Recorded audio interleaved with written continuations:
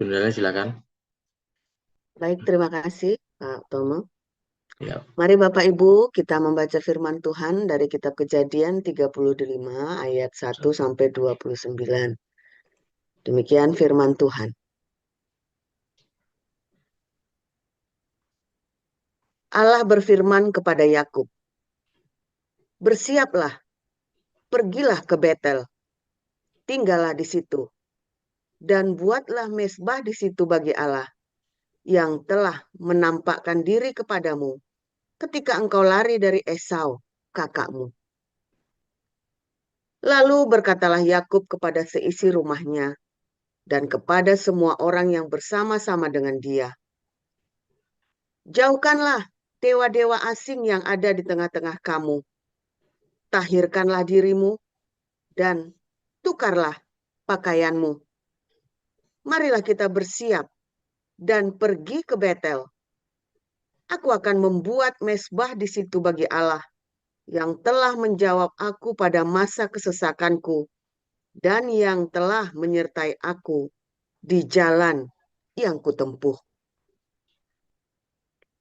Mereka menyerahkan kepada Yakub segala dewa asing yang dipunyai mereka dan anting-anting yang ada pada telinga mereka. Lalu Yakub menanamnya di bawah pohon besar yang dekat Sikem. Sesudah itu berangkatlah mereka, dan kedahsyatan yang dari Allah meliputi kota-kota sekeliling mereka, sehingga anak-anak dikejar. Sampailah Yakub ke Luz yang di tanah Kanaan, yaitu Betel. Ia dan semua orang yang bersama-sama dengan dia. Didirikannya mezbah di situ, dan dinamainyalah tempat itu El Betel, karena Allah telah menyatakan diri kepadanya di situ ketika ia lari terhadap kakaknya. Ketika Deborah, inang pengasuh Ribka, mati, dikuburkanlah ia di sebelah hilir Betel, di bawah pohon besar, yang dinamai orang pohon besar penangisan. Setelah Yakub datang dari Padan Aram, maka Allah menampakkan diri pula kepadanya dan memberkati dia. Firman Allah kepadanya, "Namamu Yakub, dari sekarang namamu bukan lagi Yakub, melainkan Israel. Itulah yang akan menjadi namamu." Maka Allah menamai dia Israel. Lagi firman Allah kepadanya, "Akulah Allah yang Maha Kuasa. Beranak cuculah dan bertambah banyak.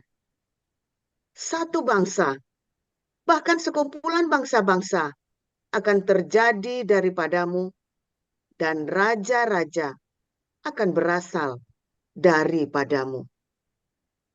Dan negeri ini yang telah kuberikan kepada Abraham dan kepada Ishak akan kuberikan kepadamu dan juga kepada keturunanmu." Lalu naiklah Allah meninggalkan Yakub dari tempat ia berfirman kepadanya. Kemudian Yakub mendirikan tugu di tempat itu, yakni tugu batu. Ia mempersembahkan korban curahan dan menuangkan minyak di atasnya. Yakub menamai tempat di mana Allah telah berfirman kepadanya Betel. Sesudah itu berangkatlah mereka dari Betel. Ketika mereka tidak berapa jauh lagi dari Efrata, bersalinlah Rahel. Dan bersalinnya itu sangat sukar. Sedang ia sangat sukar bersalin. Berkatalah bidan kepadanya, "Janganlah takut. Sekali ini pun anak laki-laki yang kau dapat." Dan ketika ia hendak menghembuskan nafas, sebab ia mati kemudian, diberikannya nama Ben-Oni kepada anak itu. Tetapi ayahnya menamainya Benyamin. Demikianlah Rahel mati. Lalu ia dikuburkan di sisi jalan di Efrata, yaitu Bethlehem. Yakub mendirikan tugu di atas kuburnya itu. Ulang, Yakub mendirikan tugu di atas kuburnya. Itulah tugu kubur Rahel sampai sekarang. Sesudah itu berangkatlah Israel. Lalu ia memasang kemahnya di seberang Migdal Eder. Ketika Israel diam di negeri ini, terjadilah bahwa Ruben sampai tidur dengan Bilha, gundik ayahnya. Dan kedengaranlah hal itu kepada Israel. Adapun anak-anak lelaki Yakub 12 orang jumlahnya. Anak-anak Lea ialah Ruben, anak sulung Yakub. Kemudian Simeon, Lewi, Yehuda, Isakar, dan Zebulon. Anak-anak Rahel ialah Yusuf dan Benyamin. Dan anak-anak Bilha, budak perempuan Rahel ialah Dan serta Naftali. Dan anak-anak Zilpa, budak perempuan Lea ialah Gad dan Asher. Itulah anak-anak lelaki Yakub yang dilahirkan baginya di Padan Aram. Lalu sampailah Yakub kepada Ishak ayahnya di Mamre dekat Kiryat Arba. Itulah Hebron, tempat Abraham dan Ishak tinggal sebagai orang asing. Adapun umur Ishak 180 tahun. Lalu meninggallah Ishak. Ia mati dan dikumpulkan kepada kaum leluhurnya. Ia tua dan suntuk umur. Maka Esau dan Yakub, anak-anaknya itu, menguburkan dia. Demikian. Terima kasih. Selanjutnya, Ibu Sharma. Baik. Lukas 2. Baik, saya akan membacakan kebenaran firman Tuhan yang terambil dari Lukas 2 ayat 1 sampai 20. Beginilah firman Tuhan. Pada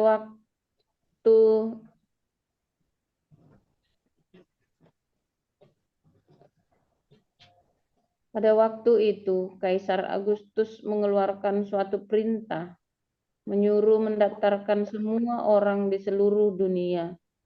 Inilah pendaftaran yang pertama kali diadakan sewaktu Kirenius menjadi wali negeri di Syria. Maka pergilah semua orang mendaftarkan diri masing-masing di kotanya sendiri. Demikian juga Yusuf pergi dari kota Nazaret di Galilea ke Yudea, ke kota Daud yang bernama Bethlehem. Karena ia berasal dari keluarga dan keturunan Daud, supaya didaftarkan bersama-sama dengan Maria, tunangannya yang sedang mengandung. Ketika mereka di situ, tibalah waktunya bagi Maria untuk bersalin, dan ia melahirkan seorang anak laki-laki, anaknya yang sulung, lalu dibungkusnya dengan lampin dan dibaringkannya di dalam palungan, karena tidak ada tempat bagi mereka di rumah penginapan.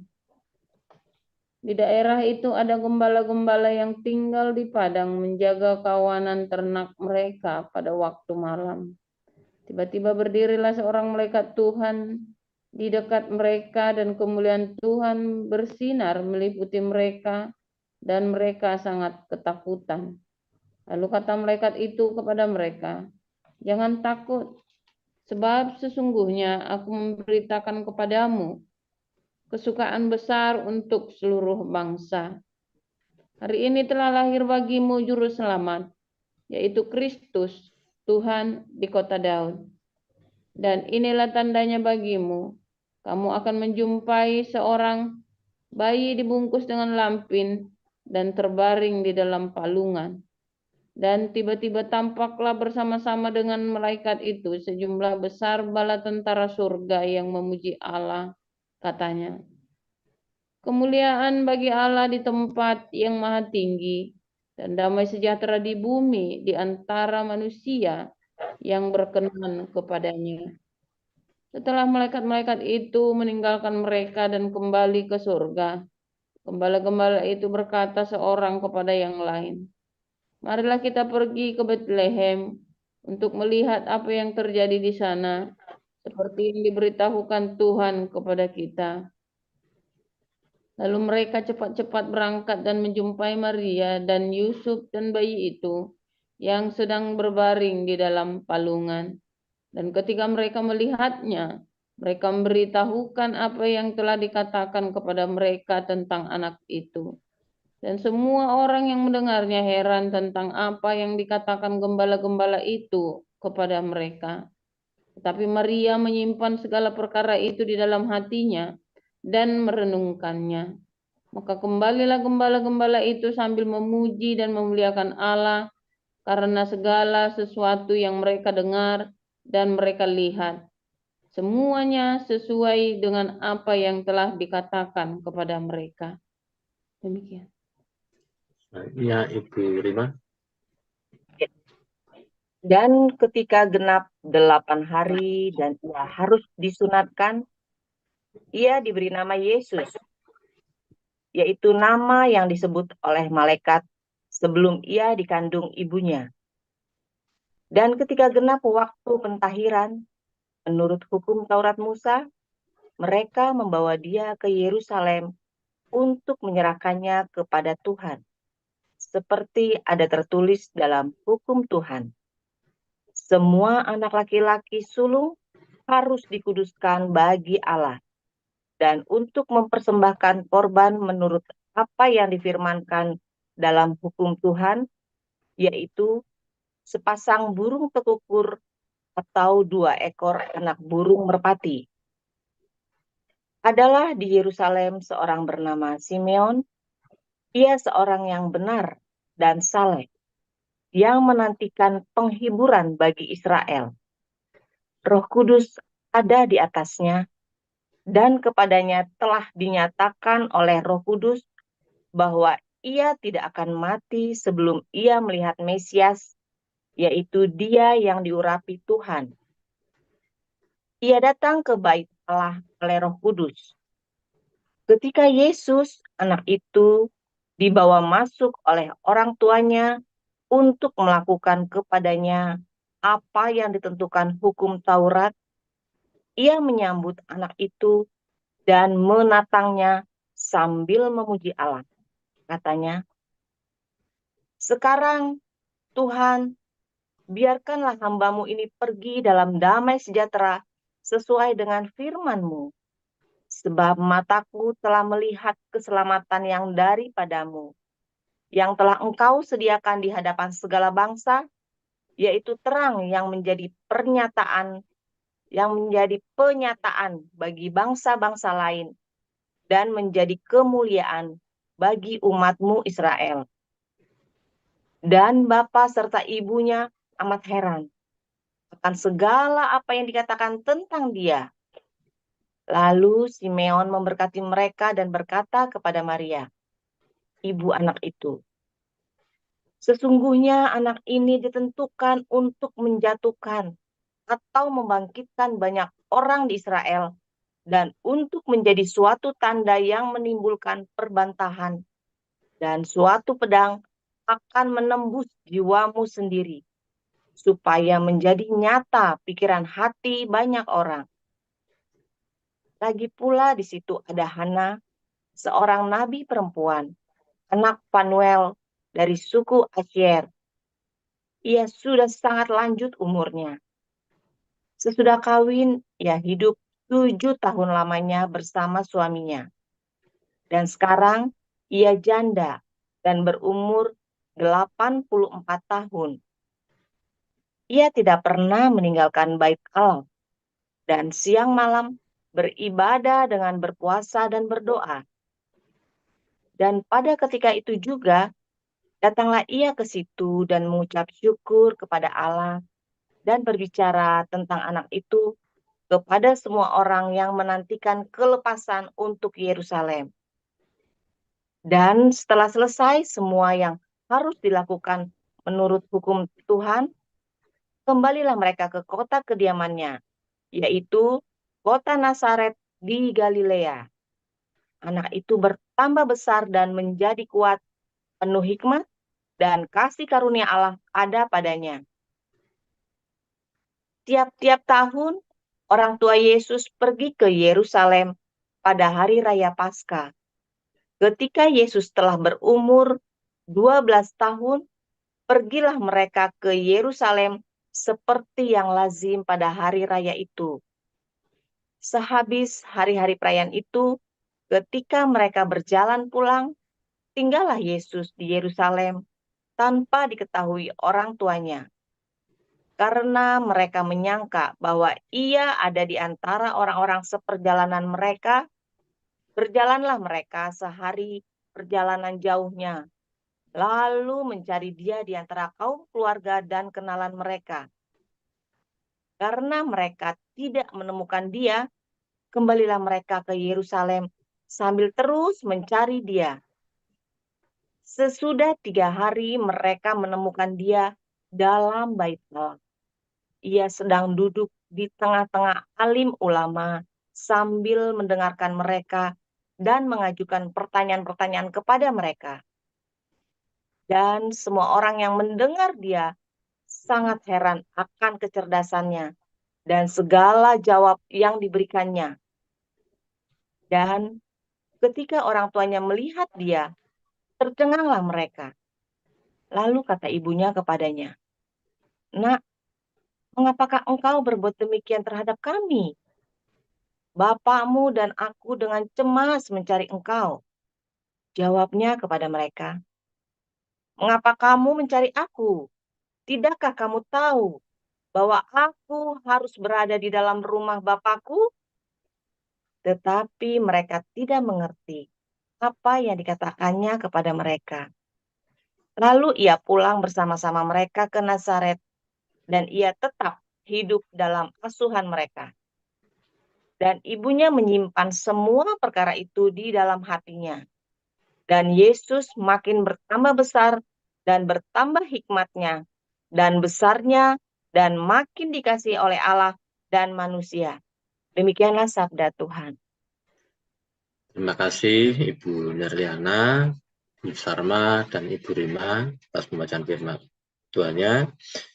Firman Tuhan pagi ini disampaikan oleh Pastor Paul dengan judul Migdal Eder. Silakan Pastor.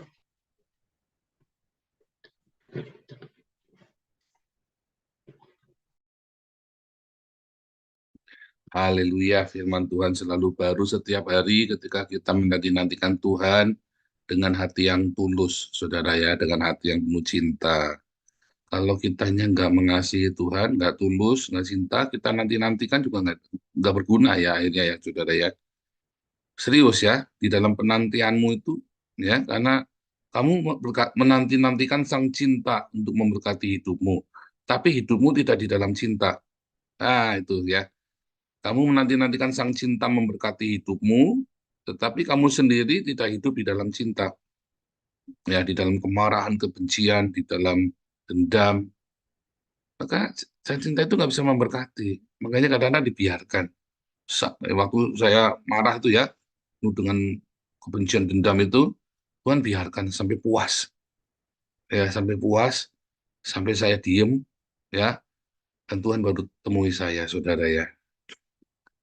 Itu caranya begitu, cara Tuhan bekerja. Sampai puas. Dalam puasa itu ya kamu hancur. Remuk kita. Hancur lebur, saudara. Salah sendiri dipuas-puasin. Jangan dipuasin, jangan di-entertain ya, saudara ya. Kemarahan itu jangan di-entertain. Ya kadang-kadang kita marah, kadang-kadang kita tidak terima, kita tidak puas ya. Jangan di-entertain. Tidak apa-apa, memang tidak puas. Kalau dipuasin, kamu hancur. Dan Tuhan nggak bisa masuk. Roh Kudus tidak bisa masuk di dalam hidupmu, menguasai. Nggak bisa. Karena Roh Kudus itu sangat lembut. Nggak bisa maksa. Beda dengan ini ya, Roh Muhammad. Maksa. Gitu ya. Tapi Roh Kudus itu nggak bisa maksa. Dia nunggu sampai kamu, iya aku terima. Baru dia masuk dalam ketidakpuasanmu, penasaran, rasa marah, ya kan? Tuh, saya tahu rasanya. Saya pernah marah, saya pernah dendam. Ya, saya pernah benci, pernah ndak karu-karuan hidupnya ya, kemana-mana panas, bawa pistol kemana-mana. Saya pernah ngalamin, saudara ya. Jadi saya tahu yang namanya nggak puas itu seperti apa ya, saudara ya. Nggak puas. Sudah ngebukin orang aja masih nggak puas. Memang ya hawanya itu loh. Hancur hidup saya. Hidup saya hancur ya, karena kita puasin. Kemarahan itu dipuaskan, harusnya jangan. Begitu Anda tahu ya, lagi marah, pengen melampiaskan. Ini nggak puas nih. Masa enakan dia tambah kaya, saya tambah miskin nih, gara-gara ulahnya dia, keenakan dia. Kan begitu kan? Masa dia bebas melenggang begitu saja, harus saya habiskan. Saya tahu itu nggak puas rasanya, saudara ya. Bukan cuma nggak puas, ya penasaran, bisa nggak tidur itu seminggu. Bisa nggak bisa merem ya, ditanya ya. Katakan bahasa ini mati aja melek, matinya nggak bisa merem. Meremkan gitu melek lagi, mati penasaran. Oh iya, memang iya penasaran, saudara ya. Dan kalau kamu teruskan, kamu akan mati dalam penasaran, apalagi kalau dendammu tidak kecapean. Tetapi ketika kamu diam, adalah Tuhan. Wis, saya tidak puas, saya marah, saya nggak seneng. Ya usah, nggak apa-apa. Saudara, sebenarnya kadang-kadang bukan salahnya kita, bukan salahnya orang itu, kan salahnya kita sendiri. Lalu Anda menjadikan orang itu objek pelampiasan kebodohanmu dengan alasan dendam. Dia pelakunya. Padahal belum tentu dia. Lebih sering bukan dia pelakunya, dan kamu sedang melampiaskan kemarahanmu, kebodohanmu kepada dia. Ya. Kedua, seringkali kebencian itu bukan dari dirimu sendiri. Tapi kamu dekat, kamu biasa kumpul sama orang-orang yang penuh kebencian. Kumpulan pencemooh, kemarin saya bilang ya. Saudara, benar loh saudara ya. Anda kalau duduk dalam kumpulan pencemooh, lalu ada satu yang punya spirit kebencian itu kuat, saudara ya. Apa namanya, kepahitan, ya. Kamu akan tertular. Karena dia selalu ngomongnya pahit, dan akhirnya kamu ikut pahit hatimu, saudara. Ikut kotor jadi racun. Makanya dalam komunitas kita, kalau saya lagi konflik ya, dikonflikin sama orang, bukan saya yang berkonflik ya, orang. Saya kan nggak pernah musuhin orang, saudara. Orang lagi musuhin saya, terus mencaci maki saya selalu bilang diam, nggak boleh bahas. Berani bahas, tak remove. Serius, saudara, karena itu racun. Nekat ya ini dua orang ya, bahasnya tak remove lah. Sudah saya bilang jangan dibahas, bahasnya remove. Ya, jangan dibahas beneran. Karena itu nanti jadi racun dan akan menyebarkan pahit itu kemana-mana. Satu, belum tentu dia yang salah loh. Kamu yang salah. Kedua, sebetulnya kepahitan itu datangnya dari orang, kamu ikut, dan kamu akhirnya memproduksi. Tadinya cuma tercemar, akhirnya kamu memproduksi racun itu. Makanya saya larang untuk membicarakan. Memang kadang-kadang kita lebih baik tidak usah membicarakan. Tapi kan kita harus enggak. Kan sudah diklarifikasi, sudah. Klarifikasi yang terus-menerus namanya bertengkar. Pipi kita cuma dua. Kalau ditampar satu, kasih satunya. Udah sekali saja. Ya. Kalau Anda klarifikasi hal yang sama, berulang-ulang, namanya bertengkar, saudara. Dan jadilah pertengkaran itu. Ya. Nah, kalau uang, kamu harus ngomong. Cerita kalau uang. Ya. Tapi kan masalahnya orang jadi salah paham. Ya kan? Kita klarifikasi kan malah salah paham kan? Nggak apa-apa. Yang penting kalau udah cerita uang, kamu cerita. Tapi jangan dibahas lagi besoknya. Ya, itu caranya begitu. Orang mau nanya, sudah saya klarifikasi, sudah Anda harus belajar tutup kuping. Ya kan sudah diklarifikasi. Nah, jadi makanya jangan sembarangan ngomong ke orang yang tertentu saja. Makanya saya juga banyak nggak jawab. Kalau Anda WhatsApp ke saya, kalau saya rasa penting, saya jawab. Kalau banyak nggak penting, saya cuman biarkan saja. Nanti orang mikirnya apa? Itu kan lari kan? Nah, Anda nggak usah mikir. Jangan takut. Ya, nggak lari, nggak apa-apa, biar. Persetan dengan omongan orang lain. Anda jangan mau di-drive dengan omongan orang lain.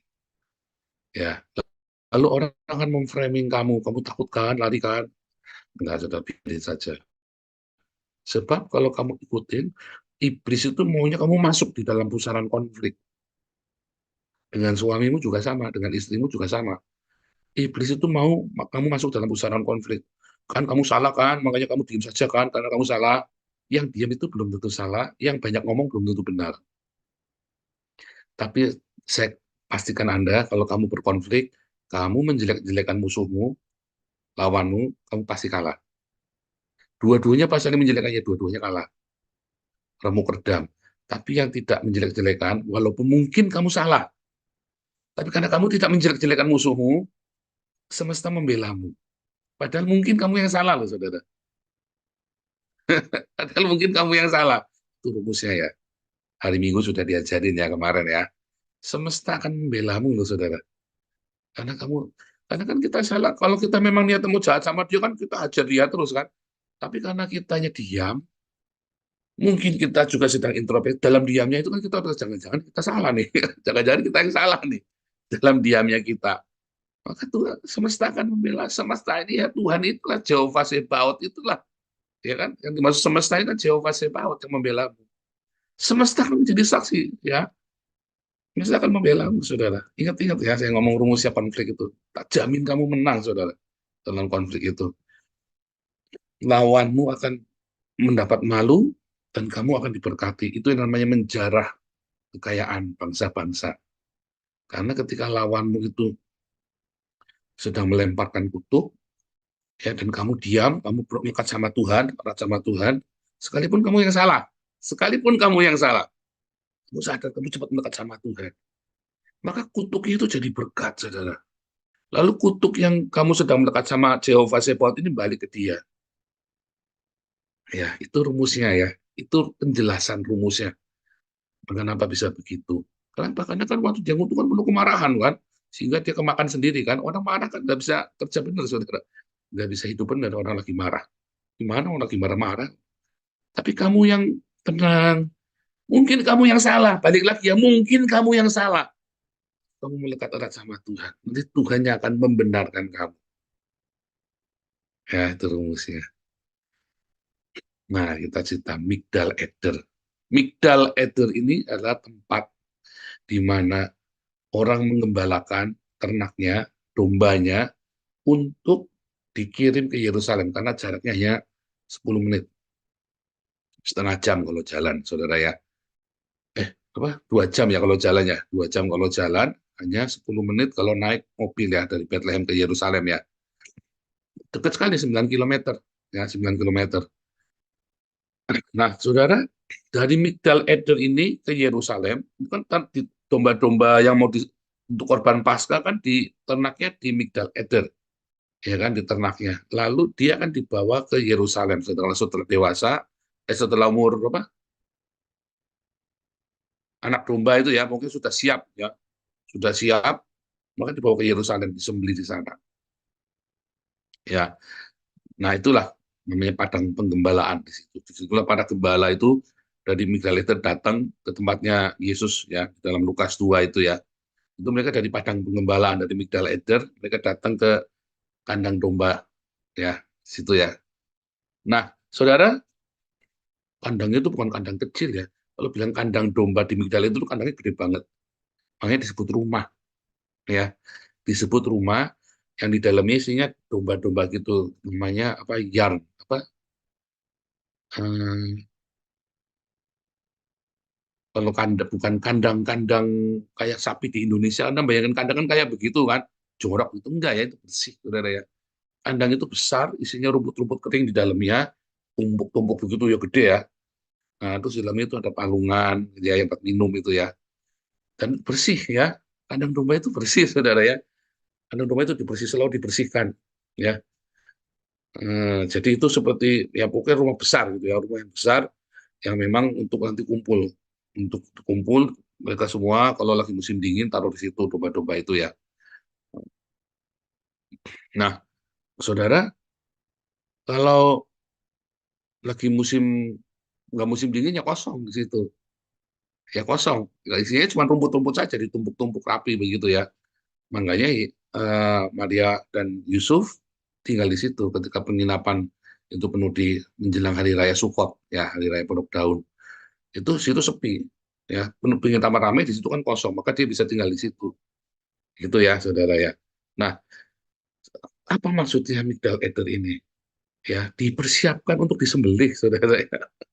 Padang pengembalaan. Ya, menara gembala itu supaya ada satu, kalau ada gerombolan serigala datang, wah ada gerombolan serigala datang, wah ada gerombolan serigala datang. Nah, itu nanti dikasih ditiup ya, ditiup pakai pakai itu ya, pakai shofar itu ya, saudara ya. Nah, terus nanti datang dengan tongkat, dengan gada, ya lari. Karena nggak boleh bawa pedang kan. Kalau pedang itu kan prajurit, maka mereka pakainya gada sama tongkat. Tongkat yang itu ya, tongkat pengembalaan sama gada buat ngelawan musuhnya, buat ngebuki serigala itu. Ya, dulu kawanan serigala itu suka datang, suka menyerang. Ya.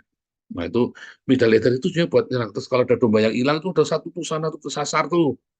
Nah, itulah medal leather. Dan semua kawanan domba itu akan dijaga oleh gembala-gembala ini, satu supaya jangan tersesat, ya, supaya jangan tersesat, udah nyelonong ke sana, nanti kan hilang kalau tersesat. Kedua, supaya jangan ada serigala yang menerkam mereka di migdal eder ini, ya. Nah, apa namanya kawanan ini kemudian akan terjaga, terpelihara, ya, terpelihara di dalam satu kawanan pembalaan. Itulah sebabnya komunitas kita wajib doa pagi, saudara. Dan itu nanti akan kita terapkan kepada pengurus yayasan juga, bukan cuma diaken damaris, tetapi juga pengurus yayasan. Wajib, saudara ya. Ya, wajib ya nanti ya. Bukan cuma diaken saja, kita pelan-pelan bertahap kita benahi. Karena kalau enggak kayak dulu ya, diaken enggak karu-karuan hidupnya. Karena diaken tapi hidupnya enggak karu-karuan. Sampai mereka enggak ngerti kata diaken. Harus yang bertanggung jawab hidupnya, makanya kita wajibkan pertama adalah diaken damaris, kita wajibkan. Tapi yang berikutnya adalah semua pengurus wajib ya, wajib ya ikut hadir minimum 3 kali dalam seminggu ya, ya kan 3 kali dong ya, harus mereka. Saya berharap bukan cuma 3 kali, tapi bisa tiap hari. Karena saya kasih tahu cara mainnya kita, aturan mainnya kita itu ada di sini, di Imbun Pagi. Kalau berkonflik, bagaimana kalau kita berkonflik, bagaimana kalau kita ngalami ada hal seperti ini, bagaimana kita, semua ya, etos kerja, semua kita ajarkan di tempat ini, saudara ya. Bagaimana seharusnya semua. Oh, sok baik, ngomong kamu hebat, enggak, saudara ya. Saya residivis, saya bukan orang baik. Saya jadi kelihatan baik karena kalau berkonflik saya selalu diam. Dan orang-orang itu yang ngoceh-ngoceh jadi dia kelihatan nggak baik. Ya kan? Kalau ada orang musuhan, yang banyak ngomong jahat kan itu yang jadi kelihatan jahat kan? Sementara yang salah ini kan jadi kelihatan baik kan? Saya kelihatan baik karena orang-orang ini jahat, saudara. Sehingga saya yang jahat ini jadi kelihatan baik. Paham nggak? Kamu jadi kelihatan baik kalau kamu diam saja. Mertua saya itu ya, waktu pengantin masuk pengantin baru, ya, saya cerita sama kita ya, saudara ya. Ini kan anak orang kaya nih, keluarga orang kaya nih. Ya keluarga orang kaya, anak-anaknya ya namanya anak orang kaya gimana sih, saudara? Belagu-belagu begitulah biasa. Lalu ada persaingan intrik-intrik di dalam orang kaya karena saking kayanya setiap anak bisa dikasih rumah satu-satu gede-gede, saudara ya. Salah satunya mertua saya itu dikasih rumah gede sendiri, gede. Cuman rumahnya dikasih yang paling gede, yang paling bagus. Jadi orang-orang pada marah sama dia, ya, saudara. Wah, terus mertua saya ini paling rajin, dia selalu bantuin di toko kakeknya anak itu ya, opanya anak akungnya. Terus yang lain pada jelang-jelangan kemana-mana, suami istri pada pelesiran, waktu saya cuma diem di toko. Karena memang orang gila kerja. Mama mertua saya itu memang gila kerja, saudara. Jadi kerja otak. Di sini cuma kerja tok, saudara. Ya. Jadi dia di toko terus, sementara suaminya jalan kemana nggak mau, aku mau kerja saja. Jalan kemana nggak mau, aku mau kerja saja. Ya dieman jadinya sama akungnya kan, sama akungnya anak dieman. Wah, mulai intrik ya. Ya namanya begitu, orang kalau rajin kerja kan pasti tinggal disukai. Orang jujur, orang rajin kerja pasti nggak disukai, saudara ya. Dan ikutin aturan, itu pasti nggak disukai sama teman-temannya. Orang jujur, ikutin aturan, dan rajin kerja, pasti nggak disukain sama teman-temannya. Akhirnya, nah, tapi mertua saya waktu diintrik, difitnah, dia apa, dia cuma diem aja, nggak pernah ngucap apa-apa. Ya, bahkan apa dipelototin, di apa, itu kan tinggalnya di rumah itu satu rumah, itu rumahnya gede banget rumahnya ya. Jadi itu satu kakak beradik itu tinggal di situ semua. Dipelototin, di apa ya, dia diem saja, saudara. Mungkin mertua saya juga bukan orang yang menyenangkan, mungkin ya, mungkin bagi mereka. Masih mudanya kan saya juga nggak tahu seperti apa. Tapi karena mertua saya itu diem, terus kalau dia apa-apain ya, akhirnya kan akungnya kan jadi, apa namanya, jadi welas asih kan sama dia kan. Kok kamu difitnah diem? Kok kamu ngomong? Jangan diem saja. Mau ngomong apa? Mau ngomong apa? Ya kamu ngomong, mau ngomong apa? Ya diem saja, difitnah dia apa? Kalau saya mah dulu kalau difitnah kebuki orangnya tak lawan, tak labrak, saudara ya. Nah, sampai saya mengerti ya, sampai saya umur 25 tahun, saya baru mengerti kalau difitnah diem. Itu saya ngerti dari umur 25 tahun ya.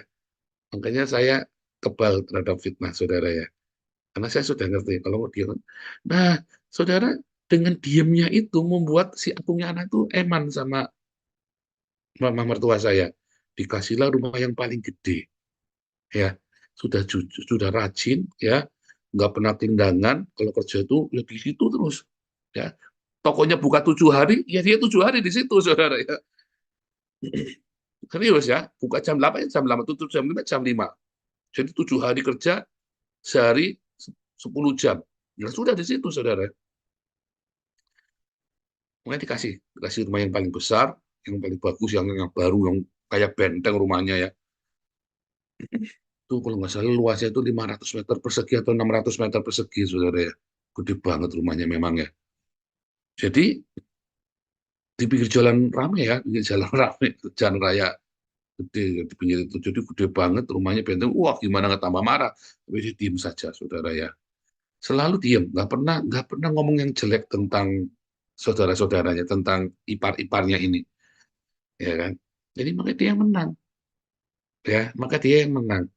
Kamu juga gitu ya, saudara. Kalau dia apa-apa diem. Dia jangan lawan dong. Jangan. Jangan menjelekan. Anda boleh melawan, tapi jangan menjelekan. Boleh mengklarifikasi kalau uang. Tapi jangan menjelekan. Jangan menjelekan lawanmu dengan kebencian. Karena kamu pasti kalah. Mertua saya waktu itu belum Kristen, loh, saudara ya. Belum percaya Tuhan Yesus. Tapi itu karena hatinya itu tadi ya. Dia tahu prinsip.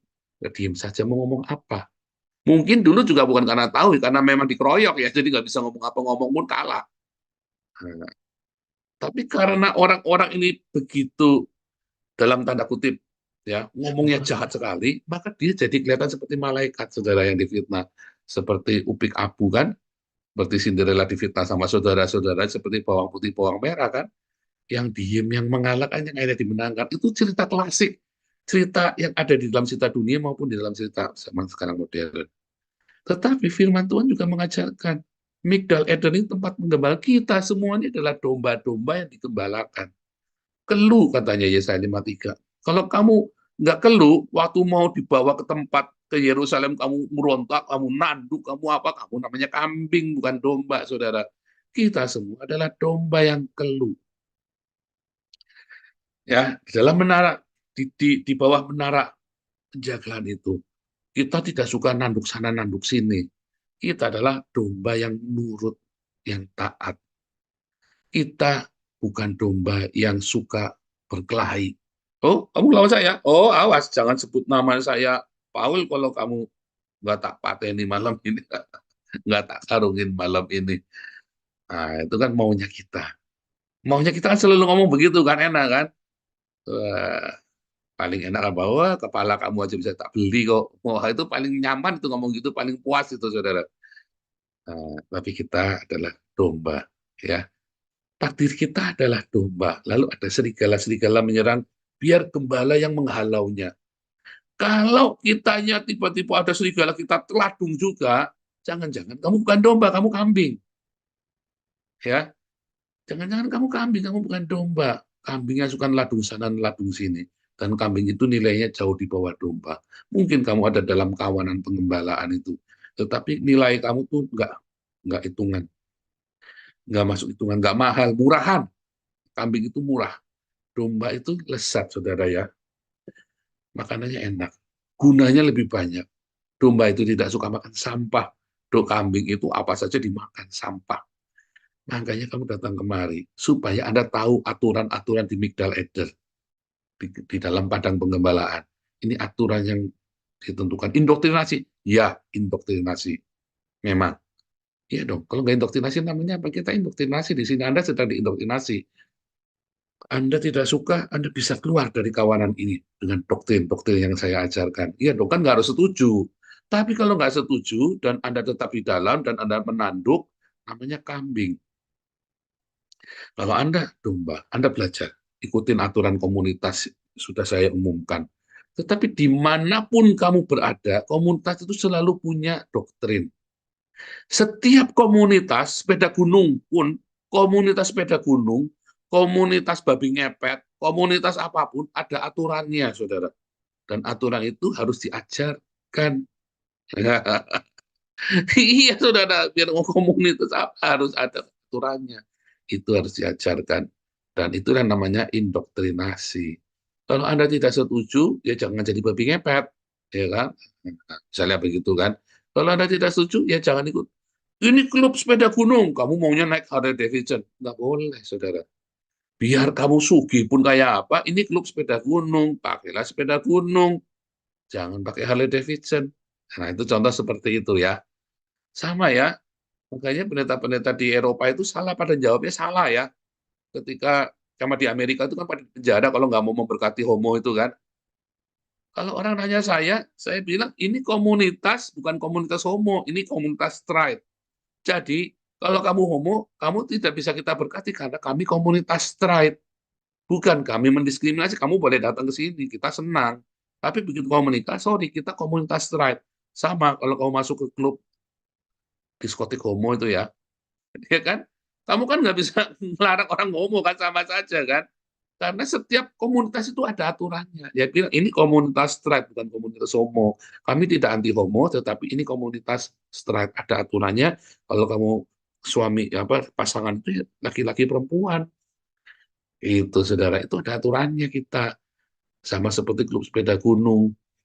Kamu tidak bisa paksa kita untuk pakai Harley, nggak bisa. Aturan kami sepeda gunung bukan Harley Davidson. Komunitas itu ada aturannya, dan itulah Migdal Eder. Kalau nggak liar semua berantakan semua, harus ada aturannya. Semua yang di komunitas ini harus ikut doa pagi, saudara ya. Pengurus sekalipun ikut. Ya, memang harus begitu. Kenapa, saudara? Supaya kamu tahu aturan-aturan kita tiap hari. Dengarkan. Pak, dari YouTube, Pak. Iya, masalahnya ngomong dari YouTube kan pada sudah dari dulu Pak, saya dengarkan di YouTube Pak, ya nyatanya kelakuan apa namanya caramu berpikir pun masih seperti itu. Ketika saya tanya, dia nggak ngerti apa-apa, ya kan? Masih mending apa namanya orang-orang Islam itu pada rajin ikut YouTube pagi itu kan, yang di live YouTube itu kan, yang di live chat itu orang Islam aja rajin ikuti YouTube saya doa pagi. Loh kamu kok nggak ikut malah gimana sih? Aneh kamu ini. Orang Islam saja rajin ikut YouTube saya tiap pagi jam 3 pagi, jam 4 pagi. Kamu malah nggak rajin, kan aneh. Itu saudara ya, Migdal Eder, di mana kawanan domba ini siap masuk ke tempat pembantaian untuk dikorbankan harga dirinya, untuk dikorbankan. Oh, ini Paulus suka mengorbankan orang. Migdal Eder, kita memang domba, kawanan domba kan, bukan dikorbankan buat saya, saudara, tapi buat Tuhan Yesus. Bukan buat saya, ngapain Anda berkorban buat saya? Saya tidak perlu Anda berkorban. Ya, saya tidak perlu Anda berkorban, saya akan kasih Pak kepala saya buat Pak Paul. Alah, kosong bullshit tuh, kasih kepalamu buat saya minta laporan keuangan aja nggak ngasih kok, apalagi kepalamu. Gundulmu peang, saya bilang begitu ya. Tuhan Yesus berkati.